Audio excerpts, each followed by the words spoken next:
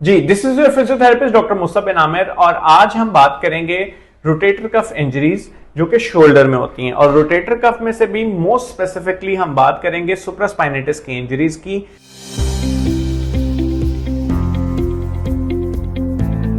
जिसके अंदर हम देखेंगे कि सुप्रास्पाइनेटिस की कौन कौन सी इंजरीज ऐसी हैं जिनको हम कंजर्वेटिव यानी फिजियोथेरेपी के थ्रू मैनेज करते हैं और कौन कौन सी इंजरीज ऐसी हैं जिनको सर्जिकल इंटरवेंशन की जरूरत होती है। तो सबसे पहले हम बात कर लेते हैं कि रोटेटर कफ होता क्या है। रोटेटर कफ आपके शोल्डर्स में एक 4 मसल्स का कॉम्प्लेक्स है जो कि आपके मसल्स को डिफरेंट मूवमेंट्स प्रोवाइड कर रहा होता है और साथ ही साथ आपके शोल्डर को स्टेबिलिटी प्रोवाइड कर रहा होता है। इन मसल्स में सुप्रास्पाइनेटिस, इंफ्रास्पाइनेटिस, टीरीज माइनर और सबस्कैपुलरिस, ये 4 मसल्स आते हैं। अब हम बात कर लेते हैं स्पेसिफिकली जो हमारा सुप्रास्पाइनेटिस मसल है, क्योंकि सबसे ज्यादा रोटेटर कफ में इंजरीज जो हैं वो सुप्रास्पाइनेटिस में आती हैं और मोस्ट कॉमन स्पोर्ट्स इंजरीज जो हैं वो भी इसी मसल के अंदर आती हैं। और जो टेंडिनोपैथीज हैं वो भी मोस्ट कॉमन आप जब भी देखेंगे वो आपको सुप्रास्पाइनेटिस मसल की नजर आएंगी। अच्छा, सबसे पहले हम बात कर लेते हैं ओवरयूज इंजरीज और स्पोर्ट्स इंजरीज की। ओवरयूज और स्पोर्ट्स इंजरीज के अंदर सुप्रास्पाइनेटिस मसल जो है उसके अंदर सबसे ज्यादा जो इंजरी डेवलप होती है दैट इज सुप्रास्पाइनेटिस टेंडिनोपैथी, यानी जो सुप्रास्पाइनेटिस मसल है उसका जो टेंडन है जो अटैच होता है आपके शोल्डर के ऊपर, इस जगह पर आकर वो ओवर यूज की वजह से, जिस तरह रैकेट स्पोर्ट्स के अंदर बैडमिंटन खेलने वाले जो लोग हैं उन लोगों के अंदर, या वो लोग जो वेट लिफ्टिंग हैवी करते हैं, स्पेसिफिकली हमने देखा है कि जो लोग बेंच प्रेस कर रहे होते हैं, बेंच प्रेस करने के दौरान जो लोग अपना बाजू ज्यादा वाइड खोलते हैं और 90 डिग्री से अबव उनका एंगल चला जाता है और शोल्डर जो है वो थोड़ा सा इंटरनली रोटेटेड हो जाता है, उन लोगों में सुप्रास्पाइनेटिस का टेंडन जो है वो सबसे ज्यादा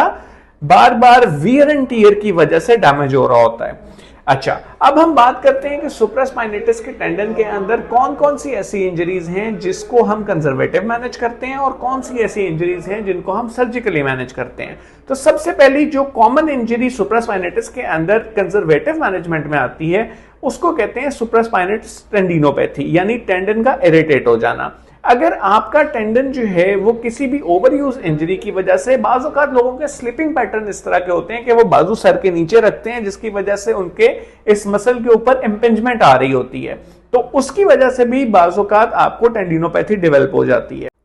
तो अगर आपको कुछ अरसे से आपने कोई स्पोर्ट्स खेली है और स्पोर्ट्स खेलने के बाद आपको अपने शोल्डर के अंदर जो है वो दर्द महसूस हो रही है, तो उसका आपने एक छोटा सा टेस्ट करना है। और आपने वो टेस्ट क्या करना है कि आपने अपना बाजू सीधा करना है, बाजू सीधा करके आपने 90 डिग्री पर लेके आना है। 90 डिग्री होल्ड करने के बाद आपने दूसरा बाजू ऊपर रखना है और इसको इस तरह नीचे की तरफ लेके जाना है। इस तरह नीचे की तरफ लेके जाने से अगर आपको अपने शोल्डर में इस जगह पे एक टीस की कैफियत महसूस होती है तो इसका मतलब है कि आपका सुप्रास्पाइनेटिस का टेंडन इन्वॉल्व है।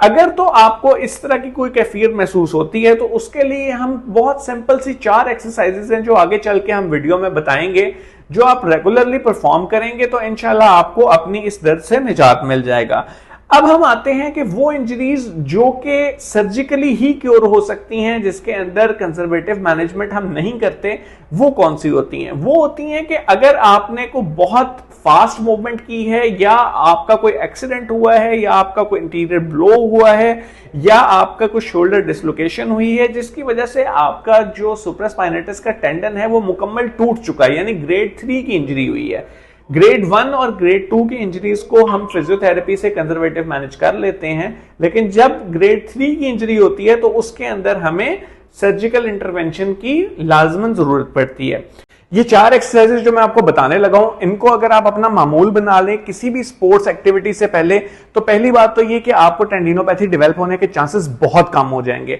लेकिन अगर आपको ये चीज ऑलरेडी हो चुकी है तो ये एक्सरसाइजेस आप लाजमी कीजिए और इससे आपको बहुत जल्द आराम मिलेगा। सबसे पहली वर्जिश ये है कि आपने इस तरह करना है कि आपने किसी भी वॉल के अगेंस्ट खड़े हो जाना है और वॉल के अगेंस्ट खड़े करके अपना एल्बो जो है वो आपने 90 डिग्री तक बेंड कर लेना है और अपना आपने जो शोल्डर है वो वॉल से थोड़ा सा दूर रखना है और आपने पूरा प्रेस करना है अपने एल्बो को अगेंस्ट द वॉल, यानी आपका सारा जो फोर्स है वो बाहर की तरफ लगे और आपने जोर इस तरह लगाना है कि आपका शोल्डर बकायदा कांप रहा हो, इतना जोर लगाना है और इस जोर को आपने 10 से 15 सेकंड होल्ड करके रखना है। First exercise. सेकंड एक्सरसाइज, आपने इसी तरह खड़े हो जाना है, वॉल से बिल्कुल थोड़ा सा दूर होकर, और आपने इस तरह मुट्ठी बना लेनी है, एल्बो उसी तरह 90 डिग्री बेंड रहेगी और पीछे को जोर लगाना है। ये जोर भी आपने 10 से 15 सेकंड लगा के रखना है और उसके बाद आपने छोड़ देना है। उसके बाद आपने फिर थर्ड एक्सरसाइज करनी है कि आपने वॉल के साथ खड़े हो जाना है और अपना हाथ जो है वो आपने वॉल पे रखना है,